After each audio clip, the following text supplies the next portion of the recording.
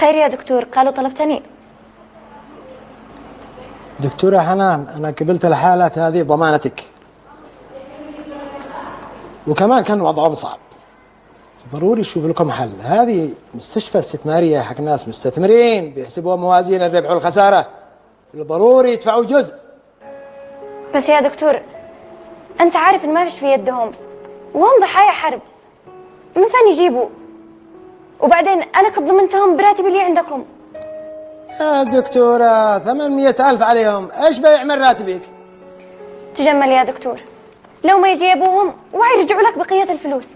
دكتورة حنان، أنا صبرت عليهم كثير، وقلت يمكن تجي منظمة، يمكن يجي رجل أعمال خير، لكن لا منظمة جات، ورجال الأعمال بطلوا يفعلوا خير.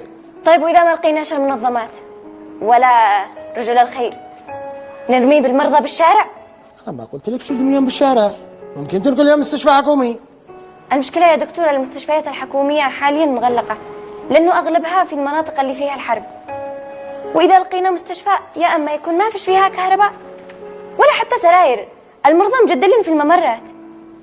دكتورة هذه مستشفى استثمارية، أصحاب المستشفى هذه ما يتفهموش الكلام هذا. تشوفوا لي رجاء، شوفي لي حل.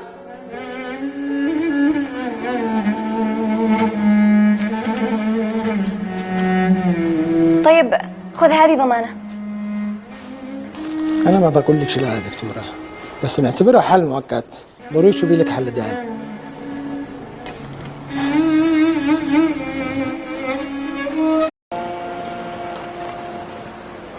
خير يا دكتور، قالوا طلبتني. دكتورة حنان، أنا قبلت الحالات هذه ضمانتك، وكمان كان وضعهم صعب، ضروري تشوف لكم حل. هذه مستشفى استثمارية حق ناس مستثمرين بيحسبوا موازين الربح والخسارة، ضروري يدفعوا جزء. بس يا دكتور أنت عارف إن ما فيش في يدهم، وهم ضحايا حرب، من فين يجيبوا؟ وبعدين أنا قد ضمنتهم براتبي اللي عندكم. يا دكتورة 800,000 عليهم، إيش بيعمل راتبك؟ تجمل يا دكتور، لو ما يجي أبوهم ويرجعوا لك بقية الفلوس. دكتورة حنان، أنا صبرت عليهم كثير، وقلت يمكن تجي منظمة، يمكن يجي رجل أعمال خير، لكن لا منظمة جات، ورجال الأعمال بطلوا يفعلوا خير.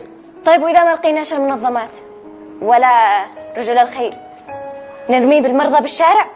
أنا ما قلت لك شو اليوم بالشارع، ممكن تنقل اليوم مستشفى حكومي. المشكلة يا دكتور المستشفيات الحكومية حاليا مغلقة، لأنه أغلبها في المناطق اللي فيها الحرب،